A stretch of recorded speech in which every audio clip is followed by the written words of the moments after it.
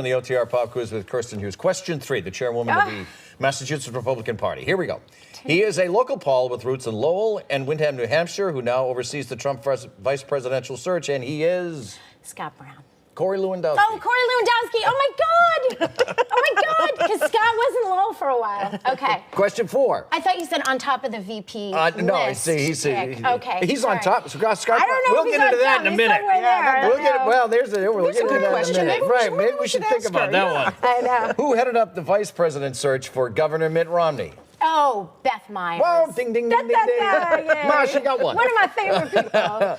Question 5, and we have to give you a Democrat question. Hillary Clinton is proposing that a cap be put on how much American families pay for daycare. What percentage of families' income does she suggest? And I'll give you options. Is it 10%? Is it 20%? Or is it 25%? I have to think about my own. Cap I on think daycare. it's probably 20.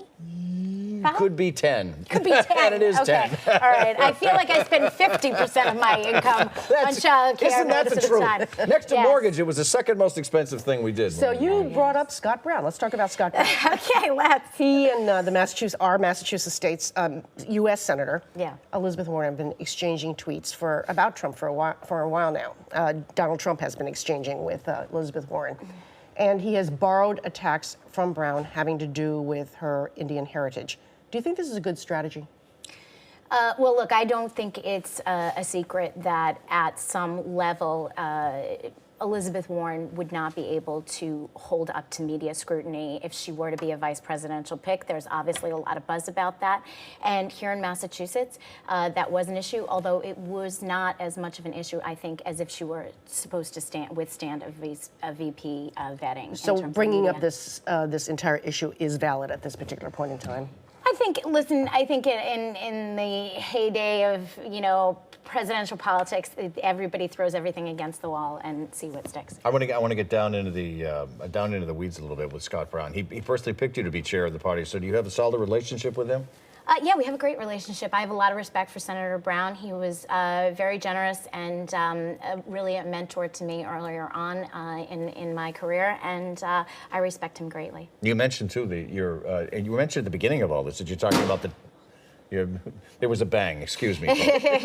With Scott Brown. You mentioned earlier about the down ballot elections. You had a big victory this week, preserving an important Senate seat in the South Shore special election, but you face a much bigger test in November, obviously. Right now you have only 6 GOP members in the Senate. How confident are you that you can up that number so the governor has some real backup in the legislature? Well, in terms of the state Senate, we have a couple of really good races that we're watching. One in particular, the Dan Wolf seat that was vacated, obviously, by Dan Wolf, who's moving on to other things. We don't know what that will be.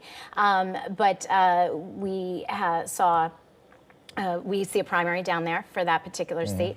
We also have a couple of other areas that we can pick up seats. There are some good districts for us here in Massachusetts. It is a terribly entrenched Democratic machine here in the state. So, but there are places where we can make some gains. We have a great state Senate candidate running in the LaPlante, Susan LaPlante is her name. And so there are places where we're watching, we're investing our dollars, and we're making sure that we. But you're not exactly going to have a sweep in this election year.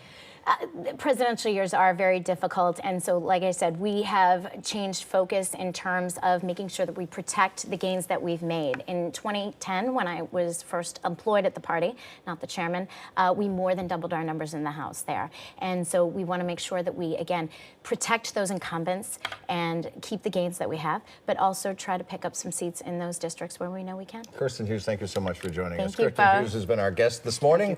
We continue on the record. Stay with us.